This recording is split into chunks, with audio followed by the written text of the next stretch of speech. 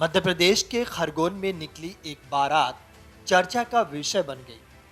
दरअसल एक बारात के कुछ वीडियो वायरल हो रहे हैं जिसमें दुल्हा बैलगाड़ी पर सवार होकर पीछे पीछे 35 ट्रैक्टरों पर बारात लेकर दुल्हन को ब्याहने पहुंचा। मिली जानकारी के अनुसार वायरल वीडियो खरगोन के बरेल ग्राम की है, जहां के रहने वाले धीरज परिहार की शादी ग्राम की एक युवती के साथ हुई थी। युवक का मानना था कि जिस तरह भगवान शिव ने नंदी पर सवार होकर बारात निकाली थी, उसी तरह वह भी कुछ अलग तरीके से बारात निकाले। इसीलिए वह दूल्हा बनकर बैलगाड़ी पर सवार होकर निकला और उसके पीछे बाराती 35 ट्रैक्टरों में सवार होकर दुल्हन के घर पहुंचे।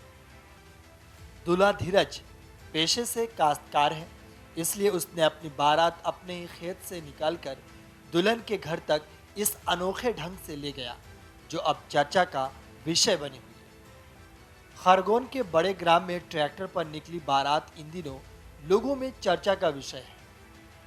बता दें कि इधर दूल्हा धीरज के पिता सीताराम परिहार का कहना है कि बीते 1 महीने से वे धीरज की शादी की तैयारियों में लगे हुए थे। उन्होंने बताया कि ट्रैक्टर और बैलगाड़ी ही एक किसान की पहचान होती है, इसलिए उनके मन में विचार आया और ट्रैक्टरों की लंबी बारात लेकर बेटे धीरज की बारात निकालने का प्लान बनाया। लेकिन धीरज की चाहत थी कि वह भगवान शिव की तरह नंदी पर सवार होकर निकले, इसलिए ट्रैक्टर के काफिले के आगे बेटे धीरज को दूल्हा बनाकर बैलगाड़ी पर सवार किया गया था।